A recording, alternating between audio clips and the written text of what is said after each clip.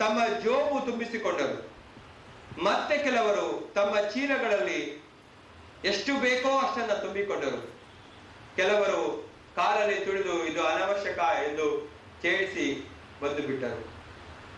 ಆ ಕತ್ತಲಲ್ಲಿ ಅದು ಏನೆಂದು ಅವರು ಯಾರಿಗೂ ಗೊತ್ತಾಗಲೇ ಇಲ್ಲ.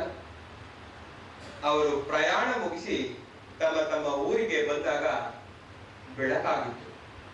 ಆ ಬೆಳಕಿನಲ್ಲಿ ನೋಡಿದಾಗ ಅವರು ಒತ್ತು ತಂದಿದ್ದ ಕಲ್ಲು ಚೂರುಗಳು ಅವೆಲ್ಲ ಕಲ್ಲು ಚೂರು. ಆದರೆ ಇಷ್ಟು ಕಡಿಮೆ ತಂದೆವಲ್ಲ, ಇನ್ನೂ ಹೆಚ್ಚು ತರಬಹುದಾಗಿತ್ತಲ್ಲ ಎಂದು ಕೆಲವರಿಗೆ ದುಃಖವೂ ಆಯ್ತು. ಅಯ್ಯೋ, ಇವೆಂತ ಚೂರುಗಳು ಅಂತ ಕಾಲಿಂದ ಬಿಸಾಡಿದವರಿಗೆ ಅಪಾರವಾದ ದುಃಖವೂ ಆಯ್ತು. ಆಗ ಗುರುಗಳು ಹೇಳಿದ ಮಾತು ನಿಜವಾಯಿತು. ಇಲ್ಲಿಗೆ ಆ ಘಟನೆ ಮುಗಿಯಿತು. ಆಗ ಈಗ ಆ ಬೆಟ್ಟ, ನದಿ ಎಲ್ಲಿದೆ, ಆ ಗುರುಗಳು ಯಾರು, ಆ ವಿಶೇಷ ದಿನ ಯಾವುದು ಎಂದು ಏನೇನೋ ಇಂಟರ್ನಲ್ ಡೈಲಾಗ್ ಕೇಳಬೇಡಿ. ಅದೆಲ್ಲ ನಾವು ಬದುಕಿ ಬಾಳುತ್ತಿರುವ ದೇಶ, ನಾಡು, ಸಮಾಜ, ಕುಟುಂಬ, ಶಾಲಾ ಕಾಲೇಜುಗಳು, ವೃತ್ತಿ ಸಂಸ್ಥೆಗಳು. ಇಂದೇ ಆ ವಿಶೇಷ ದಿನ. ಇಲ್ಲಿ ಪ್ರಾಮಾಣಿಕ ಪ್ರಯತ್ನ ಪಟ್ಟರೆ ನಮಗೆ ಎಷ್ಟು ಬೇಕೋ ಅಷ್ಟು